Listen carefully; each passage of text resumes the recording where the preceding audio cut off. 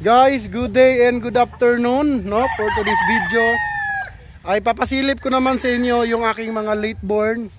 Itong mga late born guys na ipapasilip ko sa inyo is yung aking signature line at yung LDT Boston Millionaire na talagang nagpapanalo dito. So nasubukan ko na ito ilang beses na at maganda naman yung record niya, mataas yung winning line. Pwede talaga ito sa mga small time breeder. Kaya ako sinabing small time breeder kasi yung manok dito sobrang quality pero pang small time yung budget, no? Kumbaga kayang-kaya niyang bigyan yung mga small time backyard breeders ng quality na manok sa mababang presyo. Well, sa ibang breeders naman, sabi nga nila, manok mo, presyo mo. Ako kasi para makuha ko yung pangmasa na presyo, so yung breeding namin dito is only, no? At sobrang dami namang nag-a-acquire, kaya talagang lumaki tayo ng ganito. Kasi kung hindi naman tayo lumaki ng ganito at hindi naman magandang record natin, siguro matagal na po tayong lumubog, no? So from dito na farm hanggang dun sa baba at yung pinakadulo nakuha na natin. Dahil po yan, yung mga buyers natin dito is pabalik-balik talaga ng kuha sa atin at paulit-ulit silang nag-accord kasi nga po is pangmasa. Then ito naman yung ranging ko, ayan, napakalaki. So ngayong araw guys ay papasilip ko sa inyo ang itsura. Tatlo lang po yung vlogs natin, ha. So tatlong matitikas na bloodline, which is yung Raptor and Boston Millionaire. At yung isa pa surprise na lang. So tara, let's go. So guys, ito pa lang una kong ipiplex is yung aking throwback na Golden Raptor. Isa sa pinakamagaling at pinakamataas na winning line pagdating sa Raptor. So yan po siya. Siya po ay late born at yung buntot niya ay possible na. Mga late born po ito guys, yung andito mga late born. So ayan po yung itsura. Close up natin mga idol, ayan. Ayan po yung itsura ng ating Raptor na gold. Tawag sa kanya guys is Golden Raptor. Kaya yung mga ganito talaga, ang dami ko na pong pinanalo nito guys, no? So yan po ang Golden Raptor. Okay? So ayan po. Yan ang isa sa pinaka the best dito na kasi bihira siyang lumabas. Actually dalawa yan, yung isa Immortal Raptor naman ang tawag, which is yung white air, no? So sa body structure guys, napakalapad. Ayan, kita nyo naman, no? Okay, balansyado siya at napakapuging manok. Pakita natin yung mukha, close up. Close up. Okay. Okay guys. So hindi natin siya lalapitan, daanin na lang natin sa zoom. Okay, next, pasilip natin yung pinakapugi na Raptor dito. Raptor talaga binibida ko kasi yun naman yung winning line ko. So tara, let's go. So guys, ito ay mga bata pa talaga dahil ito ay late born. Okay, so ayan po, Raptor yan. Papababain natin, tignan natin yung body structure at yung tindig.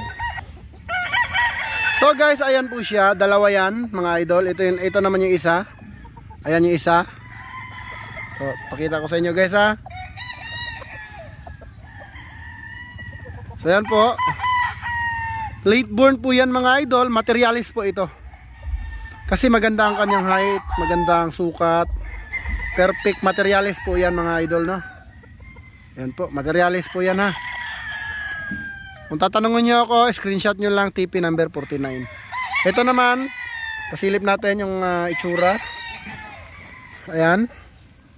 Okay, bata pa po yan mga idol, no? Pero kung willing kayo at gusto nyo kunin nyo na kasi ito. Pag edad nito ng 8, dahil ito ay 7 months, okay na po yan. Sold out na po yan mga idol, okay? Then, ayan po yung TP number 39. Now, dumako naman tayo dito sa kabila.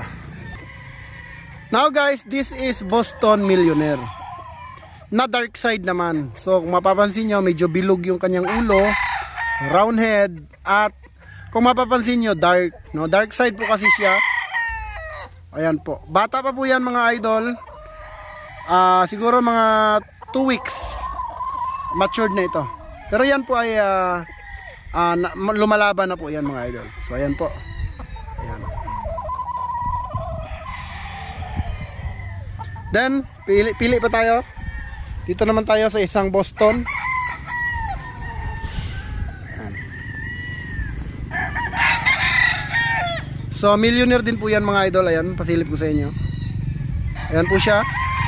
Guys, ang kagandahan dito, kahit napaka-expensive ng ano natin, ng materials natin, is hanggang pangmasa lang po talaga tayo. Hanggat kaya ko pang ipangmasa yung aking mga broodstag ay gagawin ko para sa inyo mga idol, no? So yan po yung ating millionaire. Kaya ito ang binida ko mga idol, kasi unang-una dito po ako talagang hiyang na hiyang. At the same time, sobrang talino ng mga manok na to. So meron talaga silang talino na taglay na magagamit talaga pagdating sa school. So mapapansin nyo, ayan yung area natin. Ayan, may mga pullets tayo dyan na marami. Okay, so ito, ang ganda ng body structure nito guys. Ganda ng bigor. So sa ganyang edad ay nakakasigurado kayo na hindi pa napilian. Kasi nga, hindi pa po yan masyadong lumalaban. Pero tignan nyo naman. Look at his face and body structure. Zoom in natin. Ayan, oh. Yung mukha, oh, guys, oh. Ayan. Super ganda talaga niya. Okay, dumako naman tayo sa Raptor na straight comb. Alright, so let's go. So, guys, ito yung millionaire natin. Ayan, millionaire po yan. Ayan po. Okay, millionaire po yan na straight comb. Kung mapapansin mo, parang tanso yung kanyang ano, no? Parang tanso yung kanyang buntot. So ako kasi guys, hindi po ako naghahalo. Halo-halo, hindi po ako naghahalo. So kung ano po yung binili ko dun sa isang farm, sa isang game farm, yun na po yun pagdating dito. Napapanood nyo naman ako idol kung talagang followers ko kayo at subscribers. Napapanood nyo lahat ng mga vlogs natin. Ayan po, yung millionaire, napaka-rare. Pangmasa lang po yan mga idol ha, pangmasa. Okay, pangmasa po yan.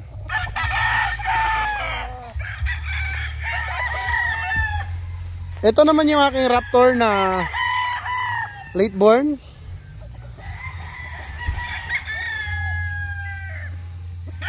Ayan po guys, oh. Tignan nyo itsura, oh. Pungkan. One of the most highest winning line in this game farm. Talagang yung tiwala ko todo pagdating dyan sa straight comb na mga Raptors. Okay? So guys, yun lang ang ating vlog for today. Maraming salamat. God bless you all. Mabuhay ang bayang Sabongero.